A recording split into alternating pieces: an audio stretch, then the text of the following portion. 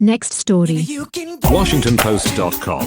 Putin threatens sale of Gulag sex tape unless US drops support of Ukraine. Gottlieb Lifshitz. 3 to 4 minutes. In a stunning and unprecedented move, Russian President Vladimir Putin has threatened to begin selling what he claims are sexually explicit recordings of American basketball star Brittney Griner, made during her incarceration in a Siberian gulag. The threat, delivered through back-channel diplomatic communications, is reportedly aimed at coercing the United States into ceasing its military and intelligence support for Ukraine. The existence of such a tape, which the Kremlin alleges captures Ms. Griner in a series of compromising situations, has sent shockwaves through the worlds of politics, sports, and entertainment. The recordings were purportedly made in a panopticon-style prison, where inmates are under constant surveillance, a detail that has raised immediate questions about coercion and the violation of Ms. Griner's fundamental human rights. The threat represents a new and deeply personal front in the ongoing conflicts between Russia and the West,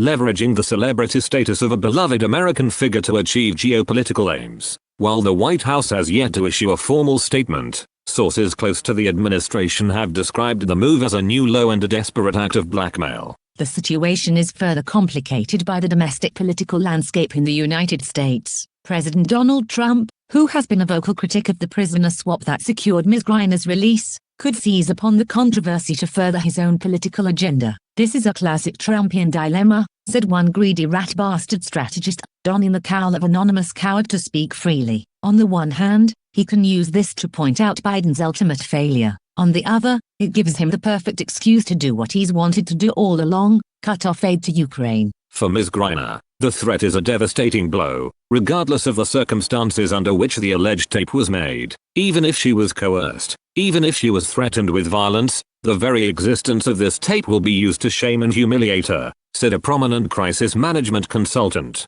In the court of public opinion, context is often lost, and the stain of scandal can be difficult to remove. What company would want their products associated with her, given that exposure of this tape could be thrown like a grenade into any campaign? Even if the tape doesn't exist, the risk is too great. The damage has been done. The use of such a tactic has also drawn condemnation from international observers. To conduct foreign policy in this manner, to use a human being's most private moments as a bargaining chip, is not only morally repugnant, it's a sign of a regime that has lost all sense of decency, said a senior fellow at a leading human rights organization. "This is blackmail, plain and simple," said Fiona Hill, a former top Russia advisor on the National Security Council. "We're in uncharted territory now. The Kremlin is using the weaponization of humiliation of a private American citizen to try to shape the course of a war." "This is not diplomacy, it's sadistic theater," said former Ambassador Michael McFaul. From energy blackmail to nuclear brinkmanship,